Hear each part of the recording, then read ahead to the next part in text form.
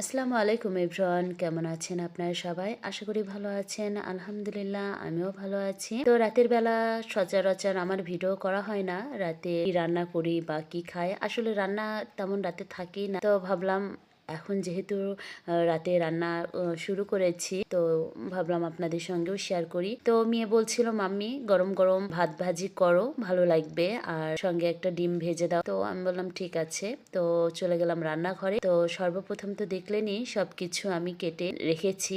আমি কিভাবে ভাত ভাজি করি সেটাই ছোট্ট করে আপনাদের সঙ্গে একটু শেয়ার করি। আশা করি এই রেসিপিটা দেখে যদি আপনারা কেউ বানিয়ে খান তো ইনশাল্লাহ ভালো লাগবে। আসলে সবাই আমরা মোটামুটি রান্না পারি, কিন্তু এক একজনের রান্নার স্টাইল কিন্তু এক এক রকম হয়ে থাকে।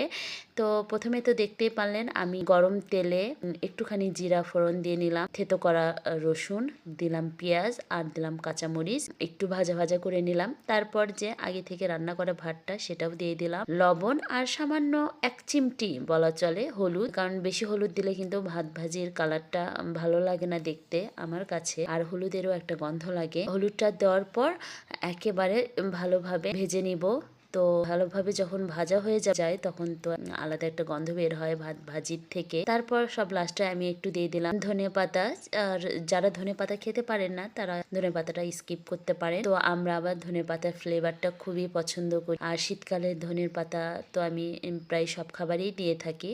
তো যাই হোক, ধনে পাতাটা দিয়ে দিলাম, দিয়ে আবারও কিছুক্ষণ নাড়াচাড়া করে নিলাম। তো হয়ে গেল আমার মজাদার ভাত ভাজি। গরম গরম এই ভাত ভাজির সঙ্গে কিন্তু একটা গরম ডিম ভাজা না হলে কিন্তু এই ভাত ভাজিটা খেয়ে মোটেও ভালো লাগবে না। তো যাই হোক, আমি ডিমটাও ভেজে নিচ্ছি। আর ডিম ভাজার আর কি বলবো, আমি খুবই সিম্পল ভাবে ডিমটা ভেজে থাকি। যেমন ডিমের মধ্যে একটুখানি দিয়েছি পেঁয়াজ কুচি, আর দিয়েছি মরিচ কুচি, কাঁচা মরিচ কুচি, দেওয়ার পর সামান্য একটু লবণ দিয়েছি। আমার মেয়ে আবার ডিম ভাজিতে আদা রসুন বাটা, একটু মরিচের গুঁড়াও খেয়ে থাকে, কিন্তু আজকে মনে হলো যে না, একেবারে মানে আমি যেরকম ডিম ভাজা পছন্দ করি ওটাই মেয়েকে ভেজে। আমার ডিম ভাজাটাও হয়ে গেল। তো এই তো রাতের বেলার খাবারটা একদম রেডি।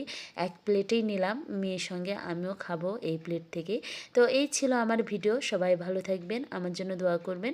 আপনাদের জন্য অনেক দোয়া রইল। আসসালামু আলাইকুম, আল্লাহ হাফেজ।